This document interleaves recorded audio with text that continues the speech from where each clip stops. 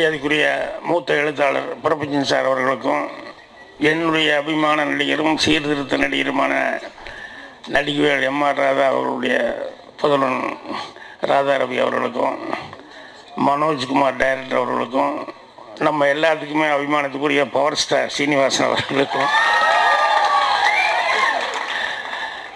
அதுக்கு மாதிரி எல்லாத்துக்கும் என்னுடைய பணிவான வணக்கம் தெரிவிச்சுக்கிறேன். அதே மாதிரி பத்திரிகையாளர் நண்பர்கள், ஊடக நண்பர்கள், இன்னும் இந்த விழாவுக்கு வந்திருக்கவங்க எல்லாத்துக்குமே என்னுடைய வணக்கம். வழக்கமாக கடைசியில் பேசுவேன் நான், ஆனால் இன்றைக்கி அடுத்து ப்ரொஜெக்ஷன் போடுறதுனால கொஞ்சம் முன்னாலேயே பேசுகிறேன்.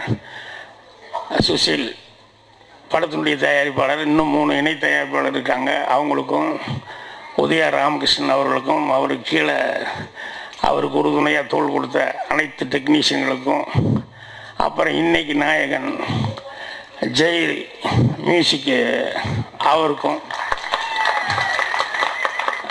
வணக்கத்தையும் வாழ்த்துக்களையும் தெரிவிச்சுக்கிறேன்.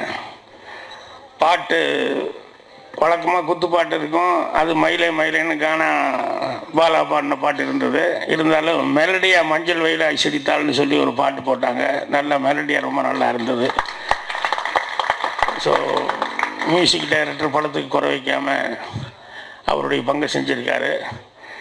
காலையில் வரும்போது ஒரு சண்டை வீட்டில், என்னென்னா இந்த மாதிரி கேசட்டு ஆடியோ ரிலீஸுக்கு போகிறேன்னு சொல்லவே இல்லையே அப்படின்னா, எனக்கே தெரியாது நான் என்ன பண்ணுறது அப்படின்னேன். என்ன யார் உங்களுக்கு தெரிஞ்சவங்க? என்ன ஒருத்தரையும் தெரியாது. என்ன ப்ரொடியூசர் டைரக்டர் தெரியுமான்னு தெரியும், நேற்று தான் வந்தார், வந்து கூப்பிட்டாரு அப்படின்னேன். என்னென்ன புது ஆளுங்க வந்து செய்யும்போது சரி, பழசோ புதுசோ திடீர்னு வந்து சந்தர்ப்ப சூழ்நிலைகள் அவங்களுக்கு யாரையும் கரெக்டாக கூப்பிட முடியாத அளவுக்கு பொசிஷன் இருந்திருக்கலாம். அதனால் வந்து கூப்பிட முடியாமல் போயிருக்கலாம். அது இருந்தாலும் ஒரு அந்த தயாரிப்பாளர் சங்கம், அந்த டைரக்டர் சங்கம், இவங்கெல்லாம் வந்து இருக்கணும். இருந்தால் தான் அது ஒரு மரியாதை. ஏன்னா அவங்கள வந்து அவ்வளோ தூரம் ஓட்டு போட்டு எல்லாத்தையும் சங்கத்தில் வந்து எல்லாத்தையும் தேர்ந்தெடுத்திருக்கும்போது அந்த மரியாதையை வந்து அவங்களுக்கு கொடுக்க, அவங்க வர முடியாமல் போகிறதுங்கிறது வேறு. என்ன காரணம்னா, ஏன்னா டெய்லி ஒரு பிரச்சனை. பிரபஞ்சன் சார் சொல்கிற மாதிரி தினம் தினம் சினிமா உலகத்தில் ஏதாவது ஒரு பிரச்சனை நடந்துகிட்டே இருக்குது, ஏதாவது ஒரு பஞ்சாயத்து நடந்துகிட்டே தான் இருக்கும். அதனால் அவங்க வர முடியாமல் போகலாம். ஆனால் நம்ம அவங்க பேரெல்லாம் போடணும், போட்டு அவங்கள கௌரவப்படுத்துறதுங்கிறது முறை. அதனால் நான் வந்தப்போவே டைரக்டர்கிட்ட சொன்னேன், இருந்தாலும் பரவாயில்ல, அவர் வந்து சில சந்தர்ப்ப சூழ்நிலைகளால் முடியாமல் போயிடுச்சு அப்படின்னாங்க.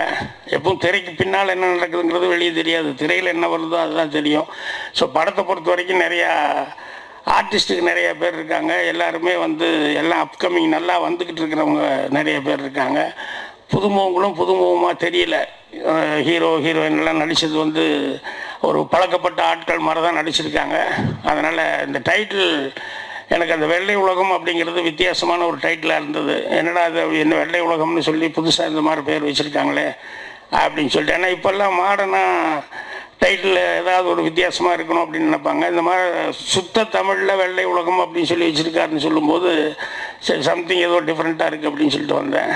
படம் பார்க்கும்போது ரெண்டுமே மிக்ஸ் பண்ணி இது பண்ணியிருக்காங்கன்னு சொல்லி டைலாக் ரைட்டர் சொல்லும்போது சொன்னார், இந்த மாதிரி காதலையும் அப்புறம் வழக்கமான கமர்ஷியல் சமாச்சாரம் ரெண்டையுமே மிக்ஸ் பண்ணியிருக்காங்கன்னு சொல்லிட்டு.